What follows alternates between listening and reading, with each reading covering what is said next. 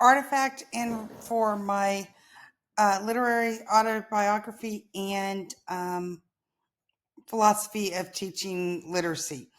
So I chose to do a picture book.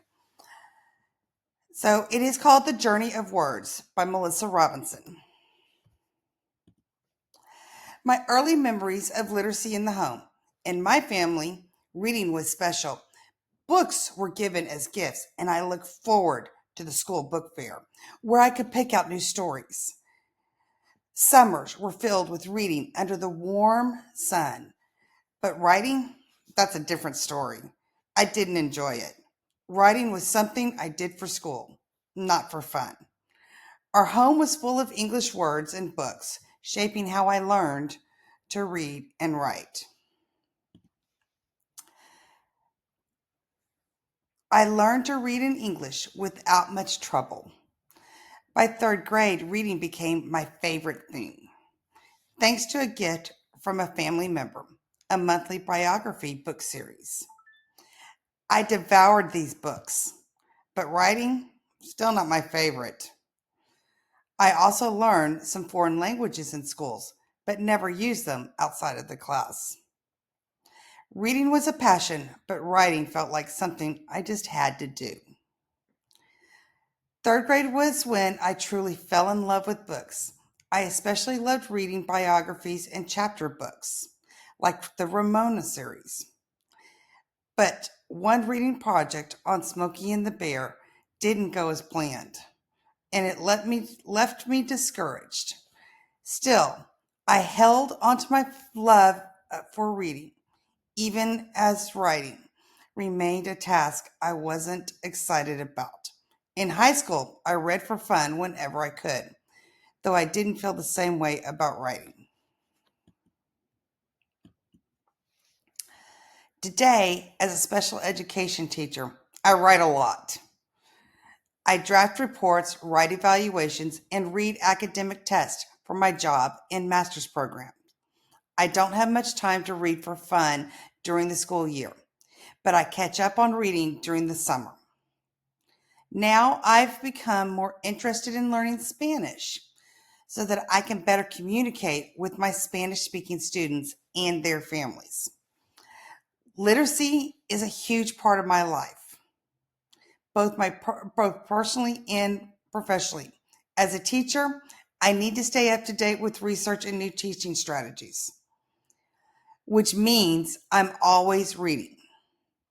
I want to inspire my students to find that joy in reading that I did. Reading, especially those who find it. Let me reread that sentence. I want to inspire my students to find joy in reading, especially those who find it challenging. I also wish I were fluent in Spanish to better serve my students. In my classroom, I value translanguaging and letting students use all their language skills they learn. So, literacy isn't just about reading and writing. It's about understanding the world. It includes digital skills, navigating cultures, and communicating in different ways. For my students, especially those from bilingual or diverse backgrounds, literacy is a powerful tool. It helps them express who they are, connect with others, and find their voices. Literacy happens in our daily lives, shaped by our culture and community. My own experience in a monolingual English-speaking home shaped my reading and writing.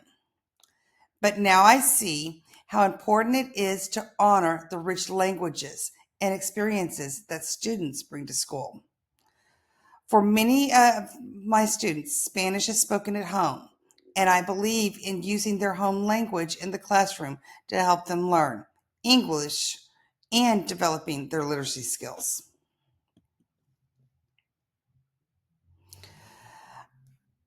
I know that students need to connect with the books they read in order to truly love reading.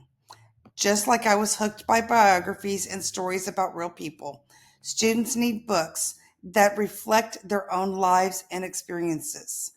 I believe that when a student finds a story that speaks to them, it opens up a lifelong love of reading.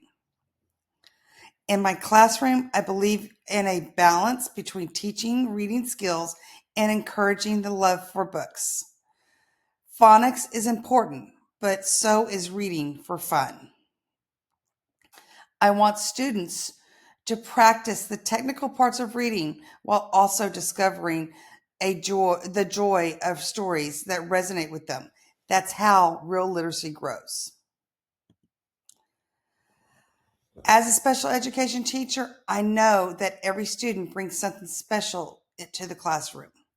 Their cultural backgrounds are important, and I make sure that the books and lessons I use reflect who they are. Literacy should be a mirror that reflects the students' lives and a window that shows them the world. I've learned that writing can be more than just an academic task. It can be a way for students to share their thoughts and feelings. As someone who used to struggle with writing, I understand how important it is to create a space where students feel safe to express themselves. In my classroom, we use writing workshops to help students feel more confident in their writing, turning it into a process they can enjoy. And that is my story.